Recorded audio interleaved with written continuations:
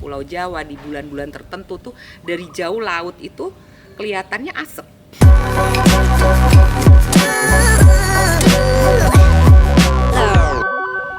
Halo teman pelana, kali ini kita lagi berada di Yogyakarta dan kita lagi mengunjungi satu rumah yang sangat spesial.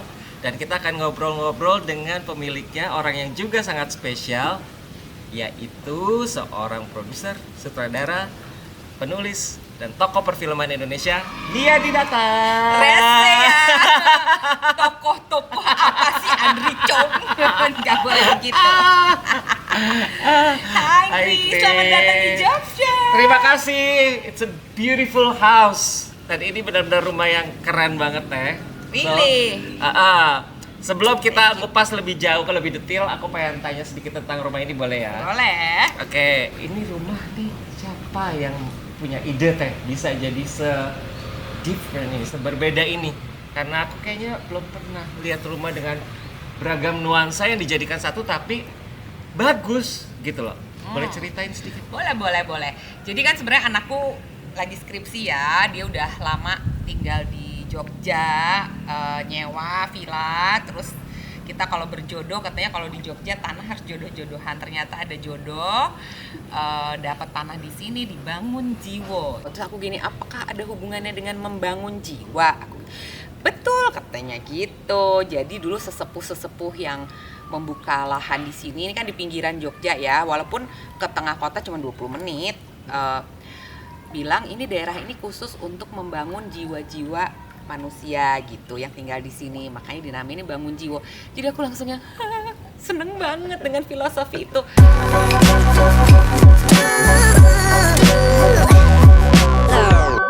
Terus dikonsepin dulu kan, ini mau buat apa tempat ini, karena kan memang kita di Jakarta rumahnya, cuman anakku di UGM lagi skripsi dan dia decide untuk selesai dia akan tetap tinggal di Jogja.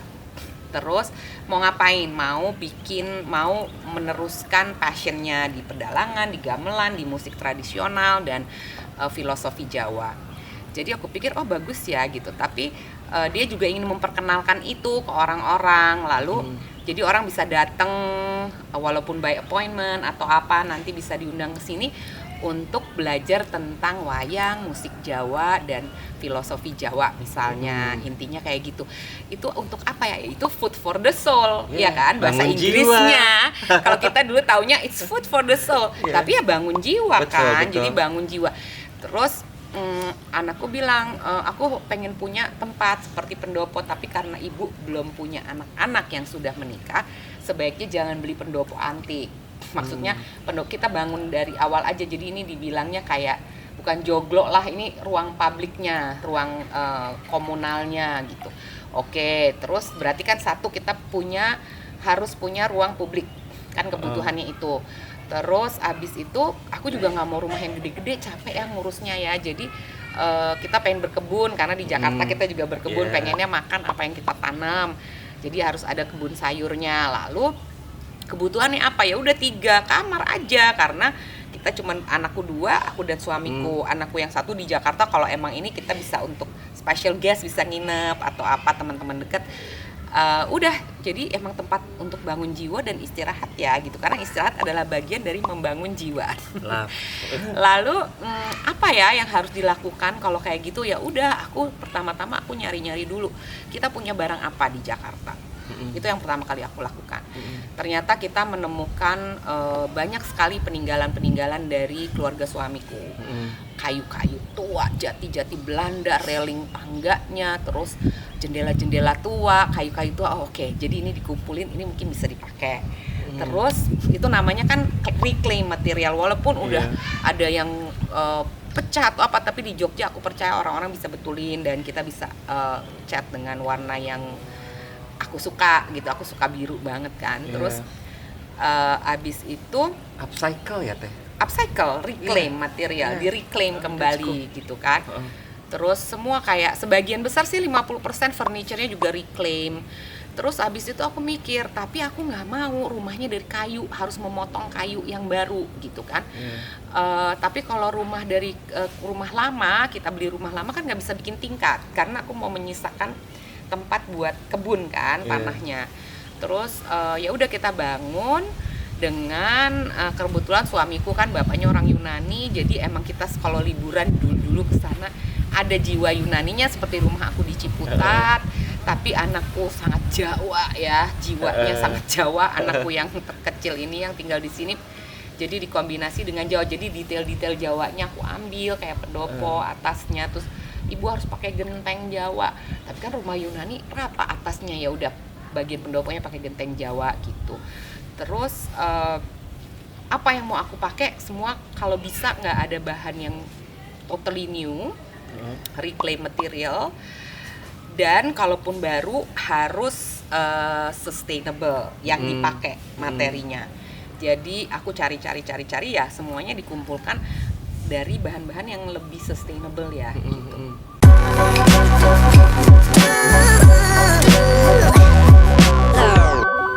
Menarik ya Teh.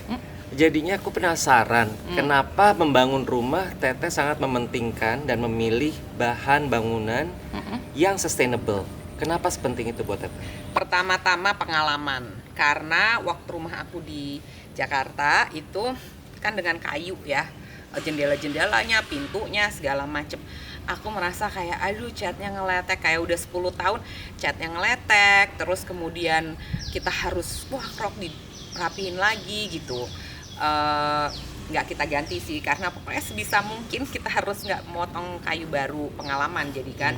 Ternyata maintenance-nya ribet ya kalau kayu begini gitu. Terus yang kedua ya kita kan udah the past 15 years, mungkin 10 to 15 years kita udah tahu bahwa bumi ini semakin panas dan sampah semakin sulit dikelola.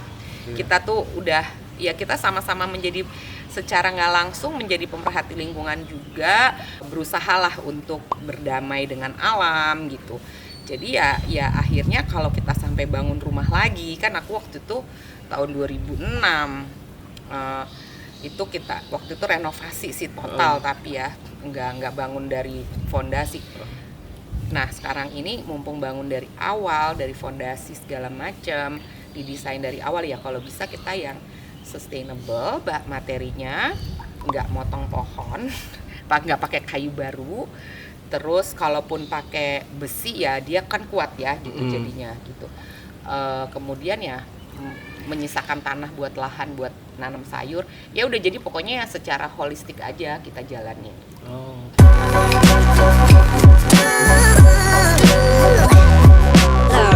Oke, jadi kalau aku boleh bilang ini bangunan yang sangat sustainable ya Teh. Niatnya sih gitu, semoga iya. Ya, dan Teteh juga di sini hidup dengan sustainable, artinya seperti yang tadi Teteh bilang, apa yang kita makan itu adalah hasil dari apa yang kita tanam. Iya, tapi itu baru berusaha karena kan ini baru banget kita jadi baru nanam, belum berbuah, sayurannya belum tumbuh, baru nanam, lihat masih cukup gersang ya. Tapi pohon-pohon yang ada di sini juga nggak kita tebang, pohon-pohon yang besar ya tidak kita tebang. Ya kayak gitu deh, makanya mudah-mudahan kedepannya bisa gitu. Sekarang mah masih beli sayur dari kebun organik yang ada di Jogja. Tapi udah mulai dari sekarang ya. Iya, udah diniatin. Oke, nah apakah itu salah satunya kenapa Teteh ini memilih Plana sebagai salah satu bahan bangunan dari rumah ini? Betul, karena aku tuh kan udah dipikirin, karena aku senang berenang, aku senang yoga, jadi kan memang kita pengen punya kolam berenang waktu awal. Terus aku juga berpikir, aduh kalau bikin kolam berenang decknya harus pakai apa gitu kan. Tapi ya udahlah nanti dulu. Nah, along the way ya kalau batu-batunya kebetulan ada batu-batu sisa waktu aku dari Jakarta ya, kita bawa untuk pinggiran kolam berenang itu. Along the way tiba-tiba aku ke pameran, ya kan, pameran Plana. Terus aku lihat, loh ini bisa dijadiin deck untuk kolam, bisa gitu. Ya udah deh, pas banget, itu belum bangun, masih gambar-gambar. Oke, nanti berarti aku decknya pakai ini. Terus ternyata aku pikir-pikir karena tingkat, ada teras luar kan yang outdoor. Ini juga bisa nih kayaknya pakai Plana di teras luar outdoor. Akhirnya kita pakai Plana juga. Maksudnya apa yang bisa pakai Plana, pakai Plana.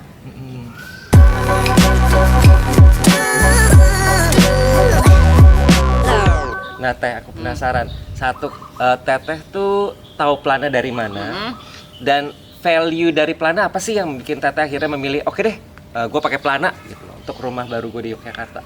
Karena ini kan ke pameran kan, terus aku lihat wow gila kok bisa jadi kayak gini, sebuah waktu itu sebenarnya kayak dibikin ruang untuk pamerannya kan, yang waktu di Serpong, instalasi ya, instalasi waktu pameran.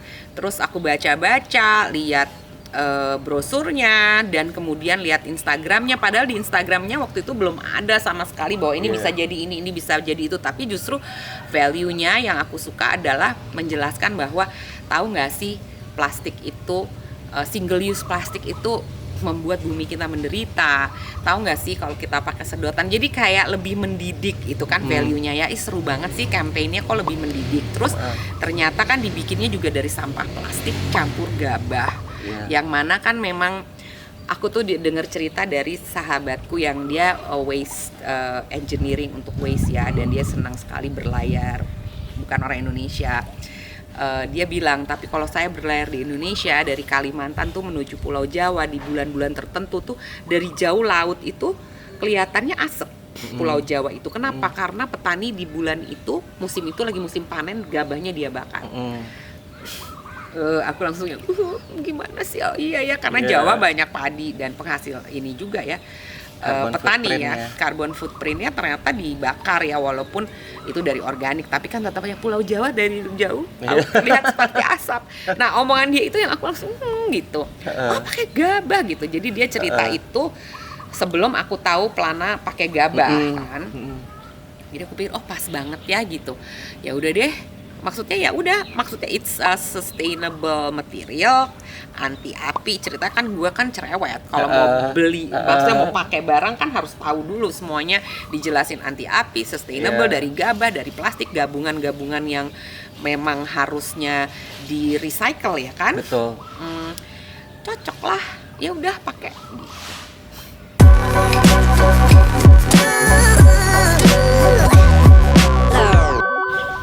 Gila, menarik ya Teh.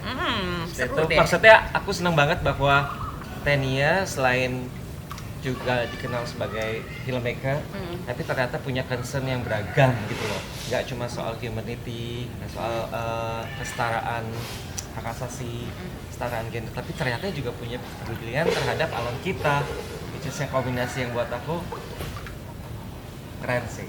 So Sindri, Iyalah, ya enggak, soalnya gini, kalau misalnya kita udah bikin hal-hal, maksudnya kita percaya tentang humanity, equality, terus kita lifestyle kita sendiri menyengsarakan ibu bumi kan kayak nggak balance ya. Jadi betul. maksudnya cuman pengen ini aja konsisten, dan emang ternyata lebih enak kok. Iya, tapi percaya nggak semua orang berpikir gitu loh.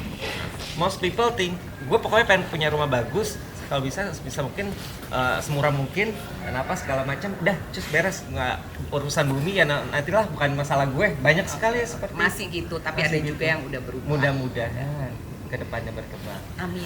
By the way, sekarang nih setelah dipasang nih Teh, aku ngelihat Suka gimana nih sekali. kesannya Teteh. Aku tuh seneng karena ada beberapa warna ya, mau dari coklat tua, coklat sedang, warna yang hampir kayak coklat muda banget kayak putih, sampai abu-abu, semua kan ada pilihannya di Plana. Dan aku cari warna yang emang light ya, karena rumah aku lebih kayak hampir monokrom ya kalau boleh dibilang kan. Putih, biru, abu-abu, birunya juga biru-biru yang abu-abuan gitu kan. Terus dan nggak cuma lantai sih, aku pergola, ada ruang lounge yang ada pergolanya, ternyata bisa pakai Plana. Nanti ajak ya? Ajak. Yuk. Terus. Udah. Ya udah, kalau gitu tahun Plana kita langsung aja kita keliling, kita lihat yuk tempat yang rumah. dipakai Plana Iya, apa yang aja. dipakai Plana. Oke, let's go. Let's go.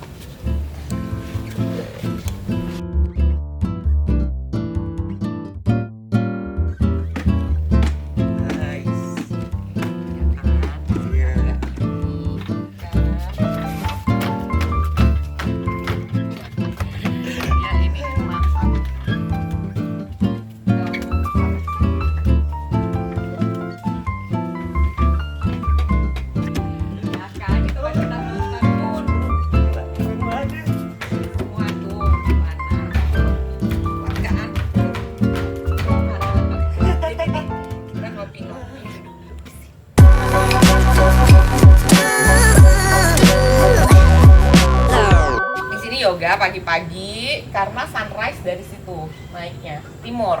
Oh. Ya kan, terus full moon juga rising dari situ, nanti kita ngeliat full moon. Nanti kita bisa lihat Nah, dong. iya dong, pas masih full moon dikit ya. Mantap. Gitu, dan besok sunrise 6 kurang 10. Bangun ya. Bangunin ya.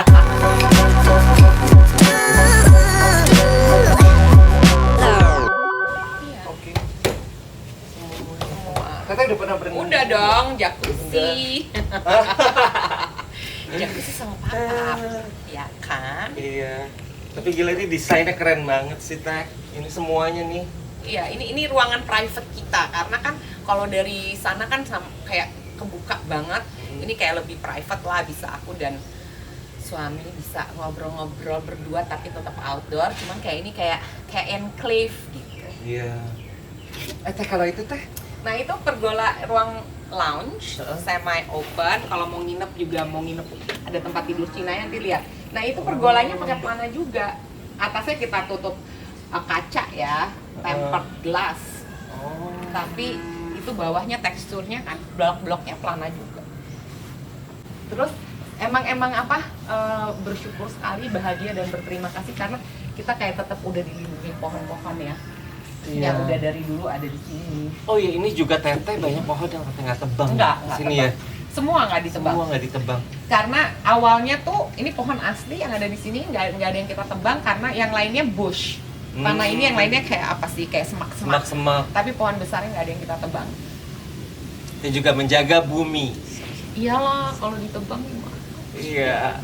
So teman pelana, ini salah satu contoh rumah yang sustainable yang boleh kita foto-foto. Semoga bisa terus berkelanjutan dan sustainable livingnya bisa terus sampai ke depannya. Thank you so much Teteh udah ajak My lihat-lihat ke pleasure. rumahnya. This is so nice. So tonight we're gonna Kalau kita full moon nanti. full moon ya. Oke. Bye teman pelana.